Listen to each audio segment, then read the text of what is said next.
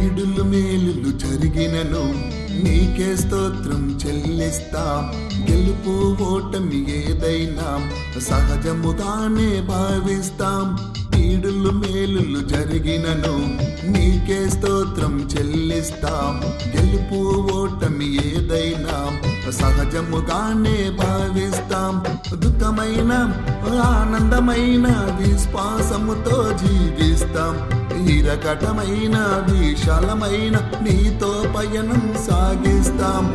దుఃఖమైన ఆనందమైన విశ్వాసముతో జీవిస్తాం. ఇరకటమైన విశాలమైన నీతో పయనం సాగిస్తాం. నీతో పయనం సాగిస్తాం. నీవంటే నాకు ఎంతో ఇష్టం యేసయ్య.